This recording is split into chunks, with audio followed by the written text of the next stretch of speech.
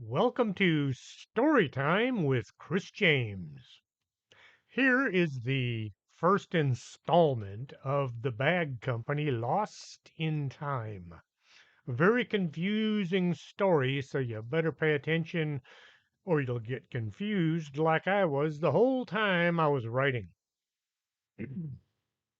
Chapter 1. The Shadow. Pam Bogus was on the case. She'd been following the Shadow Man for the last half hour and was hoping to figure out what it was doing and why. Was it on some vile, nasty mission to sow fear and destruction, or was it simply looking for a way to escape from this dimension? The shadowy figure had been hanging around the bogus anomalous group, or bag office, since Pam first went to work there. What was it? 8 months ago? It seemed like years had passed since that first day at the office. When Pam had spotted the shadow man slowly exiting the mansion they used as their office, she thought it was going out for some air. When it opened the door of her pickup and got in, Pam ran out to see if it was trying to sabotage her vehicle. The shadow had a bad reputation with those who could see it.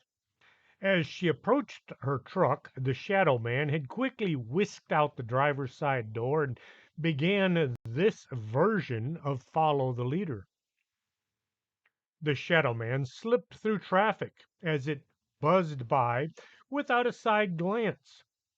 Pam had to stop and wait for a break in the vehicles before rushing to catch up. She had been glad to find a brand new pair of running shoes under the tree 4 days ago. The card only said, "From a secret Santa," but the handwriting looked suspiciously like Sarah's. Pam had been hesitant to wear her gift to work, since her footwear usually only lasted a few weeks before falling apart.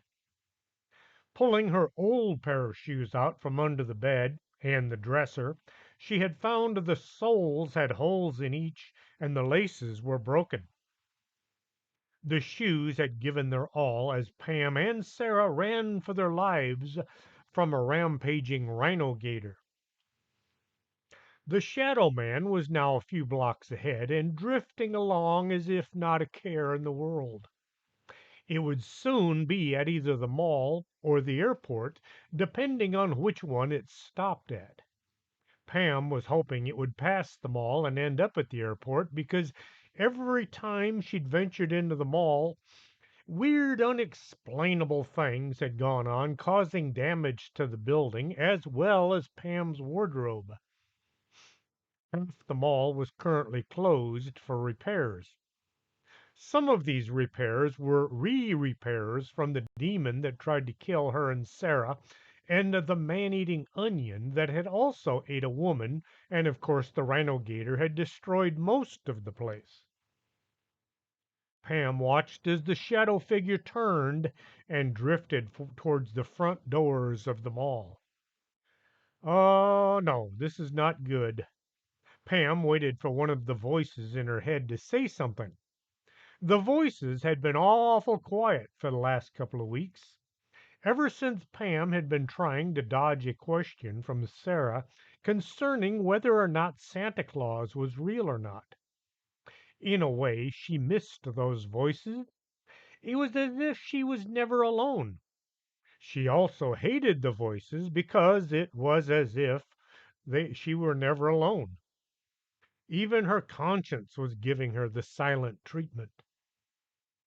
If you're reading this book or listening to the story, and you haven't read or listened to the first six in the series, just take it for granted that things happened in the past that I am not going to tell about. You'll just have to go back and read the other books or be confused. Pam made a mental note to have a look for the voices once she figured out what the shadow man was up to. She walked to the front doors of the mall. As she was pulling the door open, a paper sign caught her eye. The reason it caught her eye was it had her picture on it, along with a big red circle with a slash through it. Pam stared at the sign. It said, "You're not welcome here anymore." The photo looked like it had been taken from the security camera somewhere inside the mall. Pam looked back and forth to see if anybody was looking at her. The shadow man was standing in the corridor just a few feet inside the building. It was drifting back and forth as if not sure which direction to go.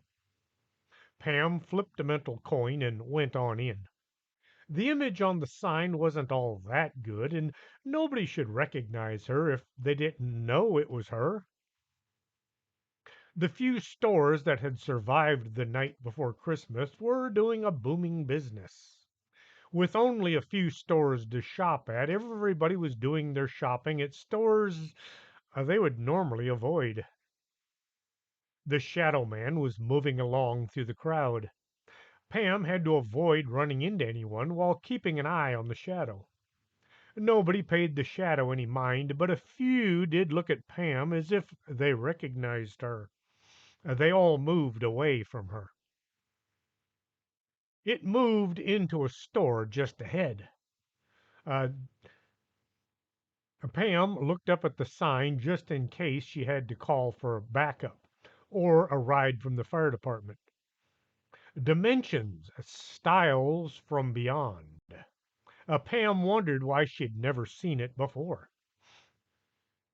The things hung on the display racks all looked expensive and retro. Pam stopped just long enough to run her hands over a pair of pants. The material was silky and cool, but it clung to her and made the hair stand up on her arm. "Can I help you find something? We have more sizes and colors over by the fitting rooms." "I think you'd look smashing in this puce pantsuit." The clerk only stopped for breath once she had run out of things to say. "Oh, I was just looking." Pam looked in the direction of the fitting rooms just in time to see the shadow slip in through one of the doors. Uh, Thanks. I'll look over there." She made for the fitting rooms. Pam said to herself, maybe it's a shadow woman instead. The shadow had gone into one of the women's fitting rooms after all. Pam walked as nonchalantly as she could towards the fitting rooms. As she was about to open the door to the room the shadow had gone through, when a clerk stopped her. "Can I help you?" The clerk looked at Pam as if she, Pam that is, were trying to steal something. "Uh, I just wanted to try on this." Pam grabbed the first thing her fingers closed on, bringing her hand around to show the clerk a lime green turtleneck sweater. The look on the clerk's face said the lime green clashed with Pam's eyes. "Number 6 is open." The clerk went back to her cell phone. Pam walked along the aisle between the fitting rooms. The last door said maintenance in black letters across the door. She moved over to number 6, but turned at the last second and stepped through door number 4. Pam closed the door and latched it, while at the same time she scanned the room for the shadow. The room was 3 feet by 3 feet, not many places to hide. There was a tiny bench seat sideways in one corner. A full-length mirror adorned the wall. Where, oh, where did you go? Pam looked under the bench just in case the shadow was under there. The lights went out. The clerk was in a hot and steamy discussion with her BFF when she heard a grinding sound coming from the fitting rooms. Thinking somebody might be trying to tunnel out through the wall or something, she went to see what all the noise might be. Room number 3 was empty, as was number 4. Not being the employee of the month or anywhere near the position, the clerk went back to her phone. Chapter 2. Time. Pam awoke with a start. At first, she thought she was late for school. She was halfway dressed when she remembered it was still Christmas vacation. Well, I'm up. I might as well get going. Pam had caught herself talking to herself a lot since the voices in her head were no longer talking to her. Pam looked out the window to see if it looked cold out or not. The backyard was still mostly dirt. Her dad had planted a couple of trees just a few weeks ago, but the grass was still just dirt. There was a pile of boards that would someday become a fence. Her hand felt the cold against the glass. Yep, must be cold out. Pam went to her closet to find some winter appropriate outfit. Seeing as she lived in Texas, it was probably all of 60 degrees out, but that was cold for this part of the state. Having driven to Dalhart, Texas, just a few days ago, Pam was still considering 60 to be closer to freezing than not. She pulled on some jeans and looked in the guest closet for her boots. Crumping down the stairs, she saw her mother, Paula, was already about to leave. "Oh, you're up. I was just going to let you sleep in." Paula gave Pam a look that made Pam wonder if she were in trouble or had outshined herself somehow. Yes, I was just going to. I know, you're on your way to the office." Paula smiled as if nothing in the world were wrong with that. This made Pam very nervous. "Have fun, but try to be home for dinner." Paula gave Pam a huge hug, which really made her wonder what was up. As Paula walked out the door to her car, Pam was left wondering what was going on. Must have been that Christmas gift I gave her. The only trouble was, Pam still had no idea what the gift had been. See the bag Christmas horror show if you don't know what's going on. Not being big on cooking or making any kind of food, Pam headed out the door en route to the bag office. She could always get something from Eddie, the office barista. It wasn't that his food was very good. Some would say it was downright inedible, but he made sandwiches and the price was right. The peanut butter and jellyfish fish sandwich was one of his wilder creations. The mansion office was looking a bit better once all the dead vines had been pulled down and the broken windows had been replaced. The new brickwork did kind of stand out, but it looked better than the big hole. Pam looked at the new and improved bag office, but then had a moment of concern. What if it only looked new and improved to her? The Civil War soldiers had been nice enough to fix things up under the directions of Sharma, the ghost living in the attic. But was it real work or just ghost work? Could others see it as well? Pam walked in and saw Hildy sitting at the reception desk. She was mostly hidden behind a magazine. "Reloading at home, tank ammo." Pam asked, "What do you think of the front of the office? Does it look okay, or should I get it painted?" Pam was hoping for a decent response for a change. Hildy flipped the next page before saying, "Looks fine to me." Pam considered asking Hildy to try paying a little more attention to her job, but then thought, well, at least she showed up on time and her work did get done, even if in a very lackluster way. "Is Madame Dingus in yet?"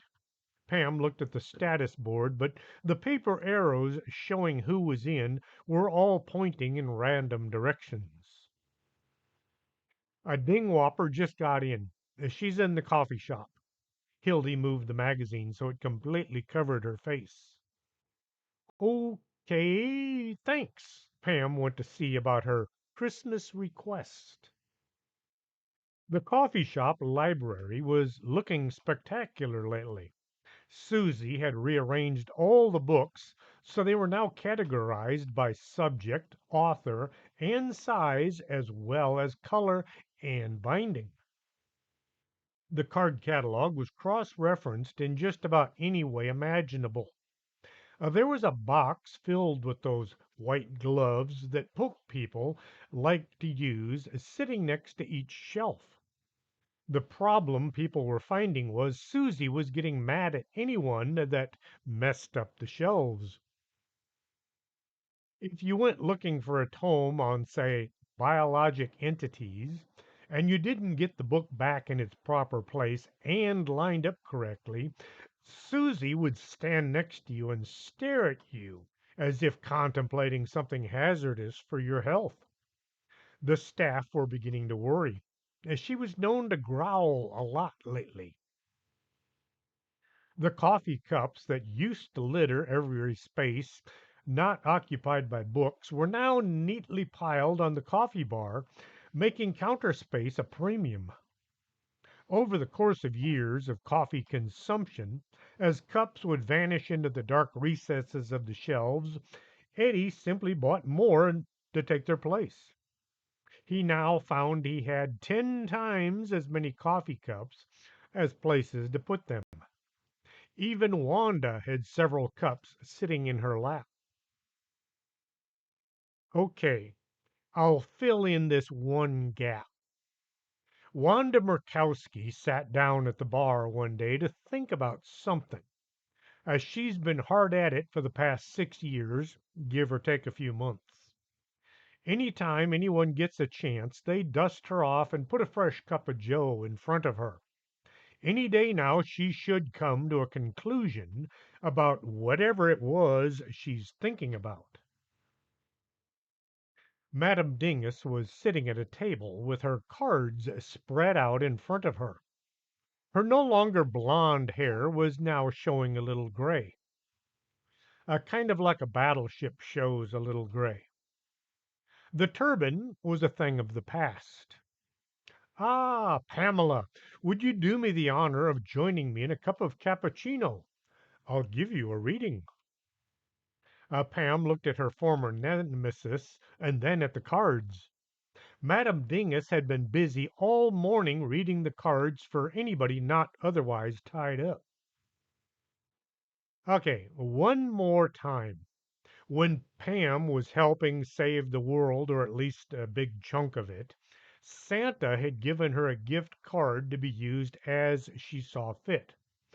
Pam, being the kind hearted young lady she is, used her gift to bestow psychic abilities on Madame Dingus, who, for the past 20 years, had been pretending she could read the cards. Pam was now feeling extremely guilty for not trying to fix Susie's problems as well. Uh, okay, thanks. Pam slipped into the preferred chair as Eddie began all the dynamic activity involved in cappuccino preparation. Okay, just a little more info. Madame Dingus, aka Angela Dingwhopper, had gone to school with Pam's folks, changing her name to Dingus, thinking it sounded more exotic, as she pronounced it Dingoose, then Dingwhopper, then changed it back once she had been eaten by the giant onion. Just go back and read Unhappy Halloween if you're confused. Madame Dingus got busy shuffling the cards and not dropping too many on the floor. Once the cards were appropriately mixed, she extended the pile to Pam to cut. The madam then began her best effort to find out what was going on in Pam's life. I see a great adventure coming your way. She indicated the Fool card, which was under the High Priestess card. Pam looked on with rapt attention. She was always a bit upset any time the Fool card was there to represent her. Why can't I be the Empress or something? Pam made sure her hand was firmly over her mouth before thinking such thoughts, worried they might come out unencumbered. The madam pulled a few more cards from the pile. The look on her face wasn't all that reassuring. I see confusion and many conflicts with yourself. Just so long as I don't have to fight any more demons or shadow men. Pam tried to relax, hoping Madame Dingus was still getting her powers in tune. Oh dear, it looks as if you come to blows with an alternate self. You hit yourself in the head a lot.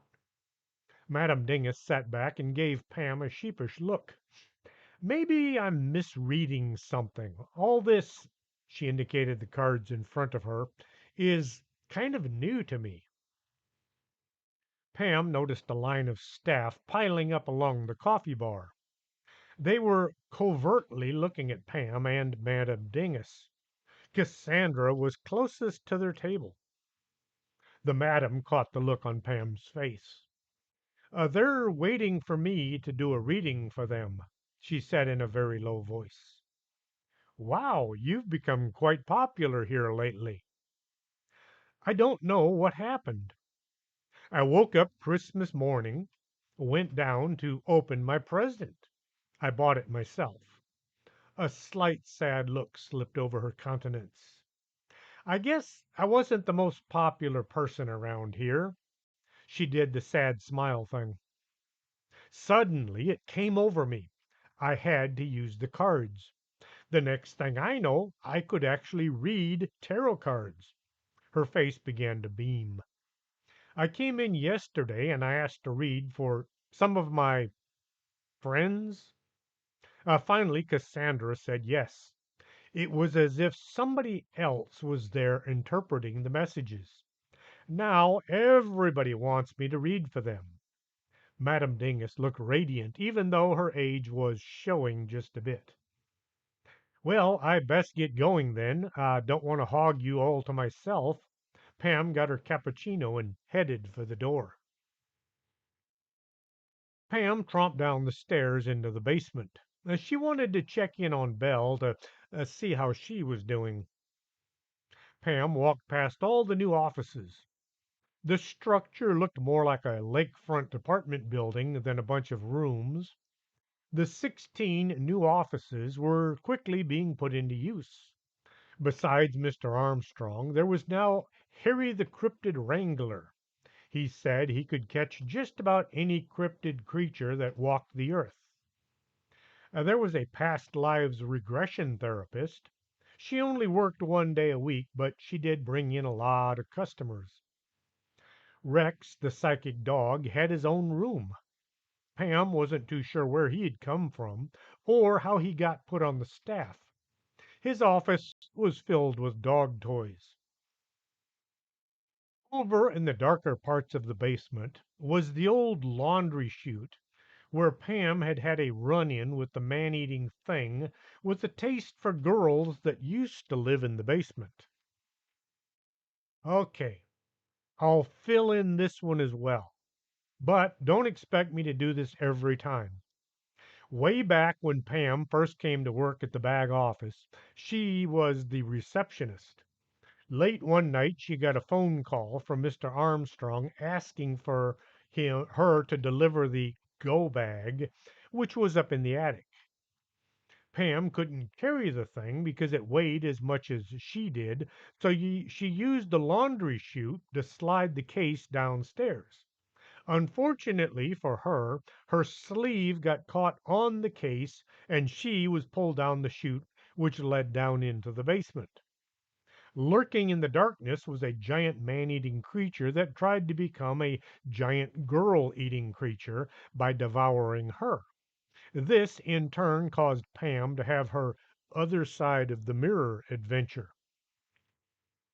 Now back to the story.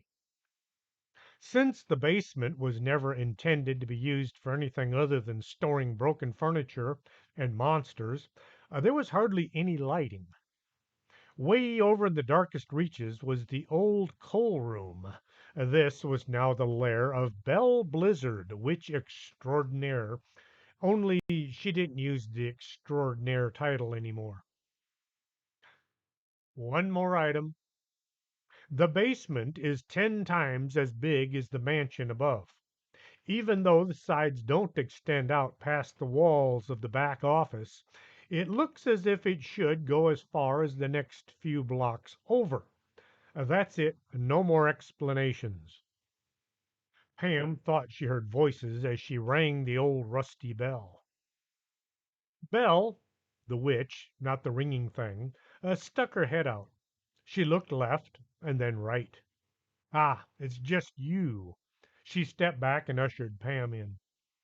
The interior was appropriately spooky looking if you thought light yellow Scandinavian shelves looked spooky.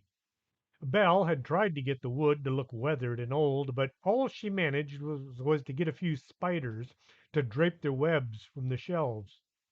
There were hundreds of unidentifiable jars filled with unmentionable things. Some of the unmentionables looked to still be alive. Prince Wapo de Cuerpo was lounging on the lawn chair Belle used for her clients. He looked as if he'd finally found his niche in the bag building. His being the house cat gave him access to every room in the building. Pam realized that his elevator didn't go as far as the basement. How did he get down here since he refused to climb stairs? He was what some might call a rather large cat. The prince and I were just discussing plans for the upcoming New Year's celebration. Belle squatted down next to the lawn chair and started stroking the prince's hair. Pam had a thought. I thought Halloween was y'all's New Year's Eve. Samhain and all that. Pam had oh that.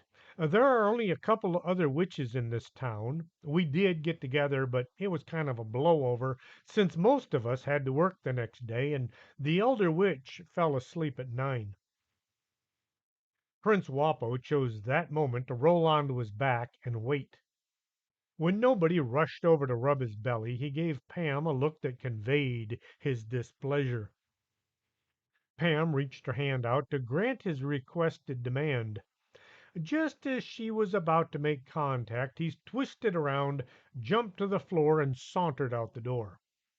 The door slammed shut after his tail was through. Pam felt just a bit put down by the prince's actions. So, did you find a nice gift for your mom?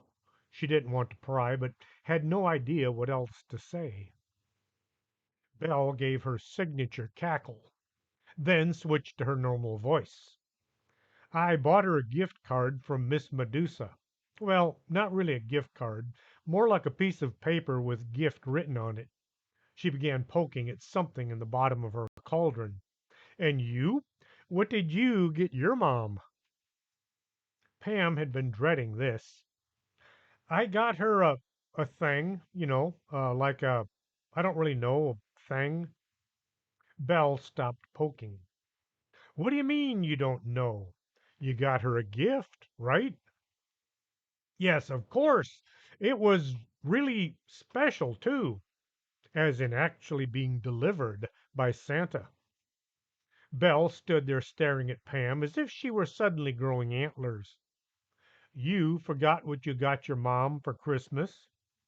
Are you losing your mind? I mean, like you're going to forget things? No, I didn't forget. I got a friend to buy her something and wrap it up, so I don't really know what it was. Pam felt as if she were lying. Oh, look at the time. I best get going. Nice talking to you. Pam was already out the door as the last words left her mouth.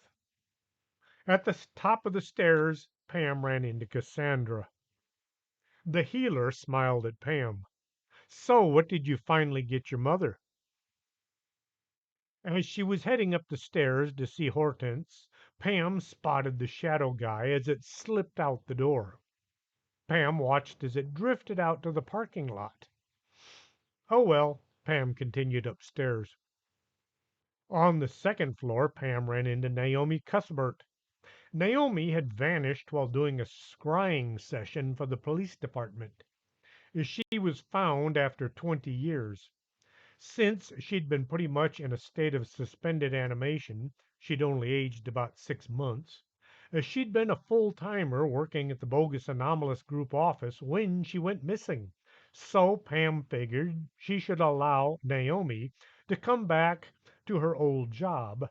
Adding up all her time working at the bag compounded with her missing time made Naomi the senior member of the staff. Pam felt as if this was only right to give Naomi a reserved parking spot near the front door. Too bad she didn't own a car anymore or have a driver's license. Pam was worried the woman was going to have trouble adjusting to the difference 2 decades had made in the world. After asking about Pam's Christmas gift for her mom, which was the standard line of inquiry today, Naomi said, I must say, you've made some improvements to the old building, but the world outside is just too weird. Naomi was dressed in one of her old outfits that, what with the flow of fashion, was now back in style. When Naomi had been pulled into her scrying bull at the police station and didn't reappear by the next month, Bruce Wallace arranged for all of her possessions to be moved to the bag office. Her things were shoved into boxes and scattered about several of the offices. The entire building only had one closet, the one by the receptionist's desk. At one time, any room considered to be a bedroom had had a wardrobe or a closet on wheels. During a cold spell, all the wardrobes had gone into the fireplaces. Naomi was now busy tracking everything down and placing her things in the dining room. Pam had allowed her to stay there until she adjusted to the new world. Pam managed to get to the third floor without having to dodge the question of her mother's Christmas gift more than a dozen times. She knocked at Hortense's door. If that's you, Dolores, you can go jump off the roof. Anybody else, come on in. You and Dolores having a tiff again? Pam sat down next to the extra tall woman. Her and her mirrors are better than snow globes nonsense. Today Hortense had on a frilly looking outfit. It was all lace and silk, but still only the one color, black. Pam spent far too much time trying to keep the staff from fighting so they could get some work done. So, what are you working on today?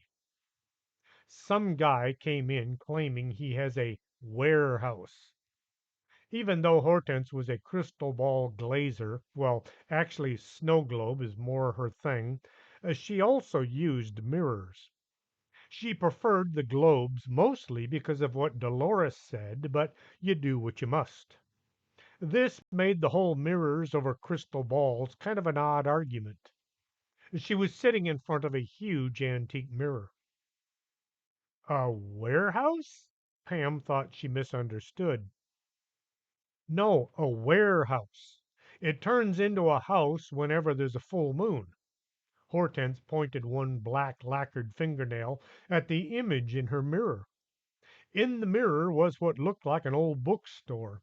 Actually, it was an old bookstore from the south side of town. It's a warehouse like a werewolf. During the day, it's a bookstore, but at night, it turns into a house.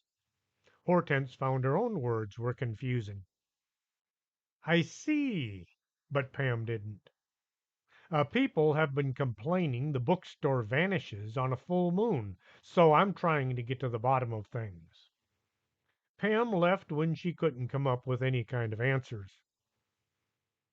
By noon, Pam had repeated the story about her friend buying the Christmas gift for her mother so many times she was beginning to think that maybe it was true. In a way, it was, if you considered Santa Claus as being a friend. The coffee bar was filling up as the staff all gathered around for lunch. Eddie was trying to pace off his latest creation as being a good thing: mashed potatoes and jello. You could have a choice: lime or strawberry jello. The mashed potatoes were just mashed potatoes. Pam went with her usual sandwich, a spaghetti on whole wheat. It was mostly noodles, but once in a while there was a meatball in there somewhere. Carol Munchausen came running into the library coffee shop. She looked at Pam and asked, "Did you find something nice for your mom?" She turned to Eddie after the usual explanation about friends and presents unknown. "Give me a triple espresso to go. The prince says I have to drive him to the mall." Grabbing her cup, Carol ran out the door. There was an empty table over by the chessboards. Pam noticed all the tables, as well as the chairs, were empty. Everybody was standing at the bar. Pam sat down and unwrapped her food. As she was about to dig in, Susie came over and stood right next to her. "Oh, hey, Susie, I didn't expect to see you here." Susie had finished rearranging the books and creating a file system that would allow the staff to find any book on any subject. "You're scattering crumbs on the table." Susie pulled a rag from her pocket and began sweeping up the dozen or so breadcrumbs into her hand. She carefully dumped the crumbs into Pam's pocket before moving over to one of the shelves and straightening a book that didn't need straightening. She kept looking at Pam to be sure that nothing else got messed up. Pam watched Susie with a growing feeling she should have done something about her while she had the chance. An idea sprang into her mind. Pam went over to the crowded bar.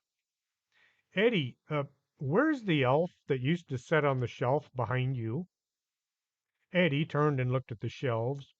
There were a collection of mismatched coffee cups and detritus used in the creation of all things coffee. Susie was not allowed behind the bar because she had caused too much interference in coffee production.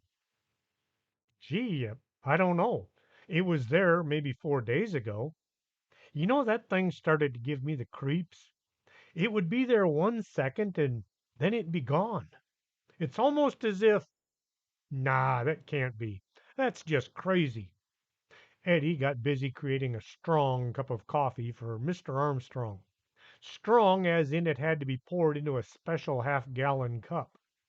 Reinforced, or it ran the risk of eating a hole through the bottom. Pam wandered about the library looking for any evidence of Wendy, the elf on the shelf. Susie fell in behind to make sure that Pam didn't mess up any of the books. After looking in just about every dark corner the doll might have gotten to, Pam made her way out to the receptionist desk. Hildy was now slouched so low in her chair her shoulders were sitting on the seat cushion. Her neck looked as if it shouldn't really bend like that. "Have you seen Wendy, the elf on the shelf?" Pam had to fight with her tongue to keep it from saying she needed to speak to the doll. Hildy just pointed one finger towards the hall closet. The closet was the final resting place of lots of things too good to be thrown out, but not wanted by anyone. Being the only closet in the building, it got a lot of use. The spiders had stopped hanging out in there. Pam opened the door and began looking. For such a small space, it sure had a lot of stuff stuffed in there. Pam tried standing on her tiptoes to see way into the back of the shelves. As her fingers were about to grasp a small doll, it suddenly came rushing out at her head. Pam ducked as Wendy went screaming by. "Help me!" she yelled as she went flying through the air right at Hildy. Hildy saw the small doll coming at her and used the magazine to deflect the figurine. She gave Pam a look that was close to painful. "Look, you don't have to throw." Wendy went screaming through the air, around Hildy's head, and out the partially open door. Hildy dropped her magazine and just stared after the vanishing toy. Did that thing scream? Pam took off running after the elf, no longer on a shelf. The door sprang open with a quick pull. Pam caught sight of Wendy as something carried her down the sidewalk. It took a second to realize it was that shadow thing at it again. Since coming to work at the bogus anomalous group office, Pam had found this annoying creature to be more of an irritant than anything else. Here lately it was becoming a pest. The shadow was hustling down the sidewalk at a brisk walk. Pam considered jumping in her truck, but decided on running instead. The shadow wasn't going all that fast. She'd been doing quite a lot of running and was getting good at it. Her boots made a slappity sound as she ran. The soles were designed for traction, not for running. Pam ran at a faster pace than the shadow, so she was gaining on it and its hostage. Even though Wendy was just a plastic doll, Pam thought she could see a look of desperation on the figure's face. The shadow was less than 10 feet from Pam when it whisked across the busy intersection. Pam had to stop and wait for a break in the traffic.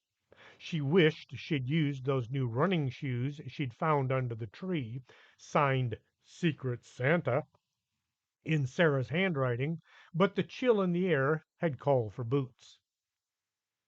There was a gap in the cars, and Pam took off in pursuit of the doll kidnapping shadow.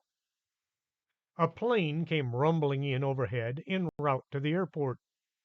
Pam hoped this was their destination and not the mall. Bad things always happened at the mall. After 20 minutes of travel, Pam saw the shadow as it slipped in through the gap in the closed doors of the mall. Wendy bumped up against the frame.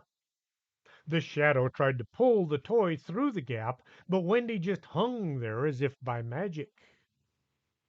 It looked like the shadow would lose its grip on Wendy when a shopper pushed the door open and the figurine slipped inside. Pam ran in right behind the shadow. The corridor was packed with all of the after Christmas shoppers, only having half the mall to shop in. The other half had been destroyed by the Rhino Gator assault. Pam had to avoid collision with folks the shadow simply slipped past. It headed into one of the higher end stores, a new place called Dimensions Styles from Beyond. Pam tried to keep an eye on the shadow without looking too suspicious. A few customers looked at Pam as if they might know her from somewhere. They all immediately set down whatever it is they'd been looking at and left the store. As Pam had run into the mall, she had failed to notice the notices attached to each of the glass doors. They were all made up by the management of the mall. The image was of Pam, taken from a security camera. The photo had a red circle around her with a slash through the middle. Below the picture, it said, "You're not welcome here anymore," in large, unfriendly letters. Pam had managed to not see any of these notices, but the other shoppers had. The shadow was en route to the far back corner where the fitting rooms were located. Pam walked along, stopping to pretend to look at merchandise as she made her way to the corner. "Can I help you?" one of the clerks accused Pam with the sound of her voice. Uh, oh, no, I just wanted to try this on." Pam had grabbed a lime green turtleneck sweater from one of the racks without looking. The clerk gave Pam a suspicious look, but then pointed one crooked finger towards the fitting rooms. "Number 6 is open." The clerk went back to texting. Whoever it was held more of her attention than her job. Pam walked nonchalantly over to fitting room number 6, but stepped into number 4 at the last second. The room was empty. There was a full length mirror against one wall. Pam made sure not to lean too close to it, not wanting any more of that nonsense. Pam looked under the tiny corner bench, which had been designed to sit on if you were a size 0 or less, and just to be sure. Wendy was laying on the floor, discarded by the shadow being. Pam grabbed the tiny doll and held it up to her face. Hey, are you okay? The plastic features just smiled back. Are you in there? The doll just looked like a doll. Pam stuck the doll into her breast pocket. Pam opened the door and looked out. Nobody was watching. She slipped out and into room number 3. It was identical to number 4, except for a few dozen items laying on the floor. She noticed the mirror was on the opposite side of the room. This would put the mirror in number 4 on the back of this one.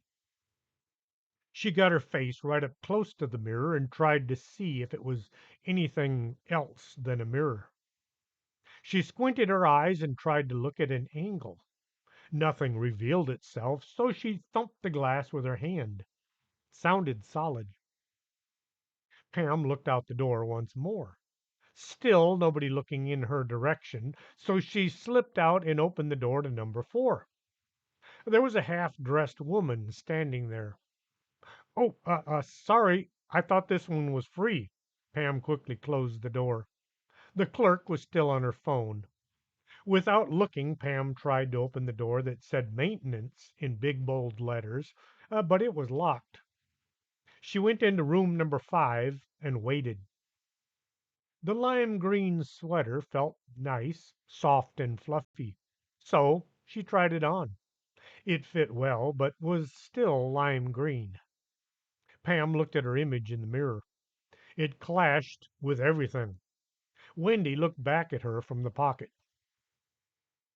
The sound of the door number 4 opening and then banging shut came through the wall. Pam peeked out and saw the woman walking away in search of other things to try on. Pam slipped out of room number 5 and back into number 4. It was still empty. Pam turned in a circle, looking for any sign of the shadow thing. As her eyes passed over the mirror, Pam noticed Wendy wasn't in her pocket anymore. Oh, shoot. Pam stooped. Uh, Pam stepped back out and looked into room number 5. No doll. She retraced her steps to room number 5. There was the elf laying on the floor. As she bent to pick it up, the lights went out. The clerk was in a hot and steamy discussion with her BFF when she heard the grinding sound coming from the fitting rooms. Thinking somebody might be trying to tunnel out through the wall or something, she went to see what all the noise might be. Room number 3 was empty, as was number 4. Not being the employee of the month or anywhere near the position, the clerk went back to her phone. Chapter 3. This is not good. Pam awoke laying on the floor. Her head hurt and she felt a whole lot sick. The lights were back on, but they were dim, as if half of the bulbs were burnt out. And I got a cat here. As she managed to pull herself into the sitting position, looking at herself in the mirror, Pam noticed the lime green sweater didn't look all that bad. Must have hit my head. Wendy's feet were sticking out of the pocket. Pam pulled the figurine out and looked into its eyes. Can you hear me? Are you in there? Anyone home? Still just a doll.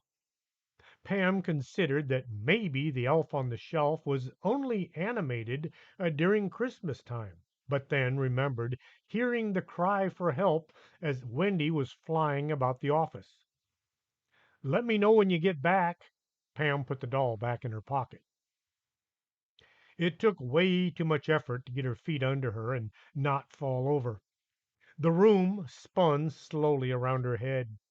Pam closed her eyes to keep from getting dizzy. The feeling of spinning slowed down until Pam thought she could open the door and maybe walk. The door swung open without any problems. Pam stuck her head out and looked around.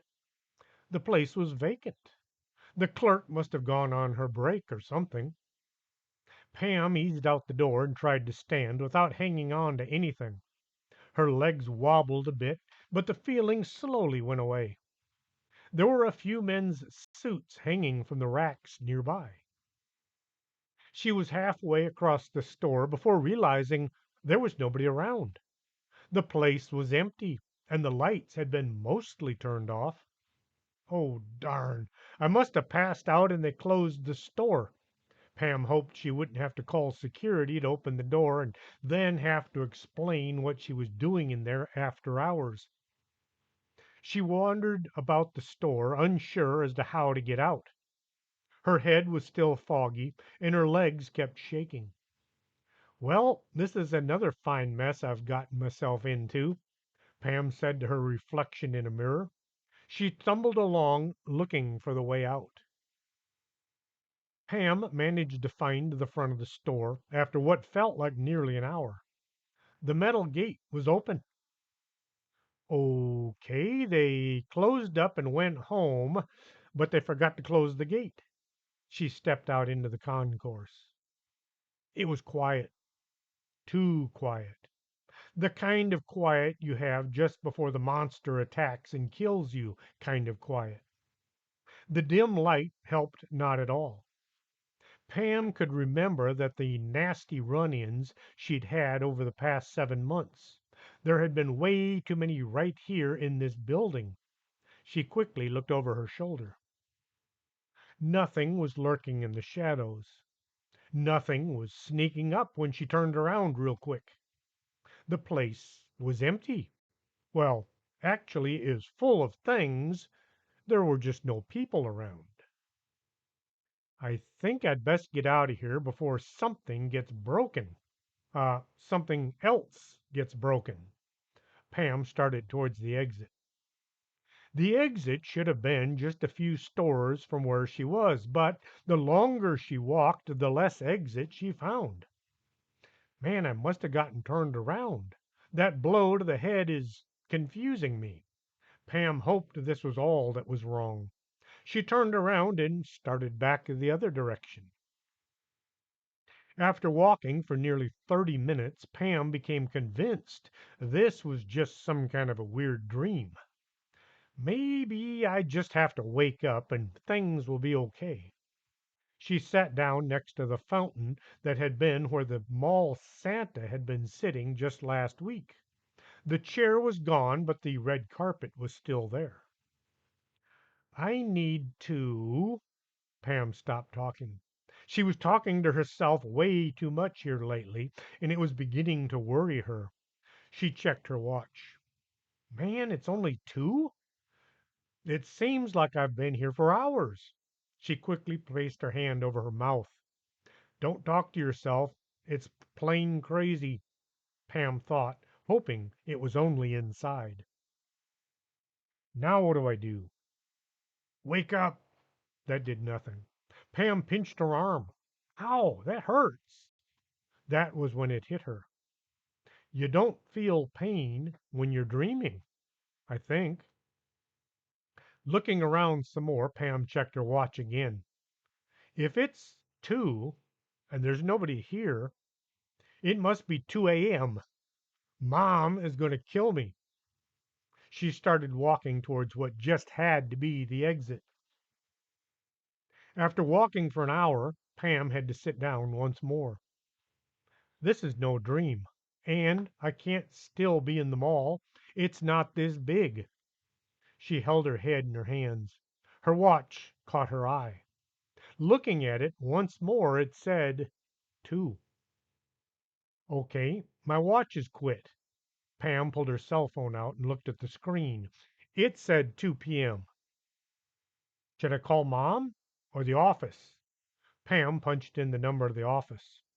Holding the phone to her ear, she heard what sounded like wind blowing from the speaker. And phone is broken too." She shoved it back into her pocket. A feeling of despair came creeping up on Pam. She leapt to her feet and shook her fist at it. "You won't get me, you useless feeling." Pam scowled.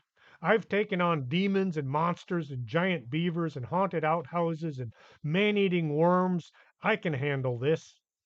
As she stood there working on her bravado, a sound caught her attention. Someone was walking. It was just a hint of a sound, as if the person were trying to sneak up on her. Pam listened. It was very quiet, and she found the sound of her own heart beat was interfering with her hearing the ninja sneaking up in the dark. "No, if it was a ninja, I wouldn't be able to hear them, right?" She tried again. Yes, someone was definitely walking around, trying to be stealthy, but still making enough noise to be heard. Pam moved quickly over to the wall. If somebody were sneaking up on her, they were in for a surprise. She felt her pockets for a weapon.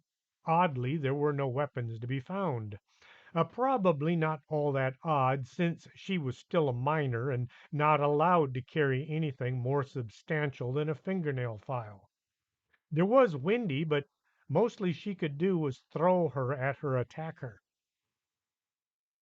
The sound of stealthy footsteps was just around the corner. Pam tried to squeeze herself back against the wall. There was a water fountain that was getting in her way. The footsteps had stopped. The sneaky person was now within a few feet. Pam flipped a mental coin and then jumped out in front of her attacker. Just for good measures, she held her hands out as if she were a kung fu fighter. Hee-yah! This sounded a lot better in her mind than coming out of her mouth. Pam let out a scream and jumped backwards. Her feet got in each other's way, and she landed on her sitter-downer. Pam looked at the person who'd been sneaking up on her as they screamed and jumped backwards, landing on the floor. The lime green turtleneck sweater looked out of place. She looked at the person from head to toe, wondering why this other person looked so familiar. The two stared at each other. You, you, you look just like me," the attacker said as she got up off the floor. Pam looked at her attacker some more. Uh, she looked some more. "You do look a lot like me." That's when she spotted the elf sticking out of the jacket pocket. "I know what you are. You're a doppelganger." They both took a step back from each other. "I am not. You are. You impostor, you." More back and forth staring went on. Pam looked down once more and noticed the shoes. "Aha! You messed up. I'm not wearing my new running shoes today. It was too cold." Pam held up one foot to show off her moon boot. It was a near exact match for the one on the other foot. "Afraid not. I wasn't going to wear my new shoes, but I wanted Sarah to know how much I liked them, so I put them on this morning." Pam took a deep sniff of the air. "I smell coffee." Pam looked over at the impostor's shoulder. "Somebody's brewing coffee." She looked at the doppelganger once more. "I'll tell you what. Let's go get some Joe, and I'll figure out who you are. How does that sound?" Pam didn't want to turn her back on this pretend Pam, so the two wound up walking along side by side. They both kept looking to be sure the other one wasn't doing anything nefarious. The stores along the corridor were all dark, but the gates and the doors were all open. It felt just a bit eerie as Pam made her way along through the partial darkness.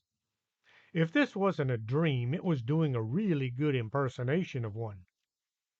The smell of coffee was getting stronger as she walked.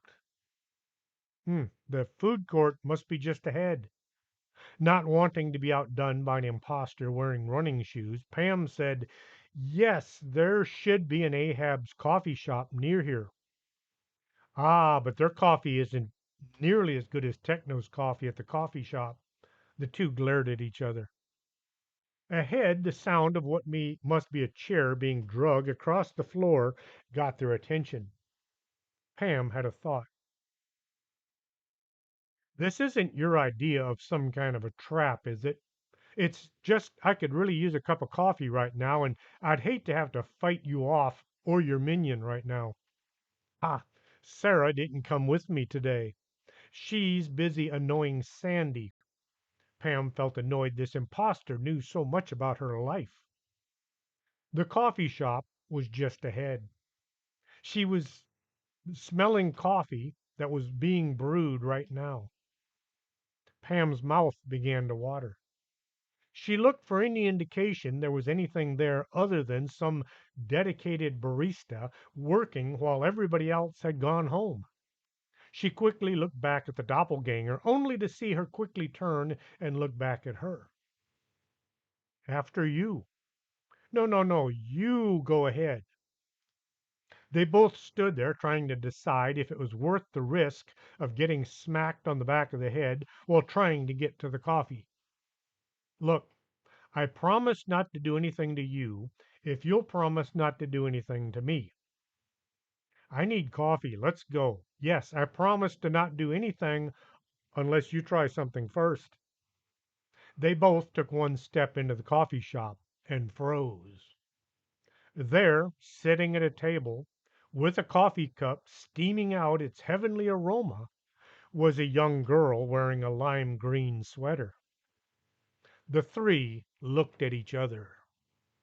Now, is this a bad place to break for a pause and continue this story at a later time? Yes, that's what's going to happen. If you're enjoying this show, fear not, I will be back soon with the next part of The Bag Company Lost in Time. Until next time, this is Chris James for Storytime.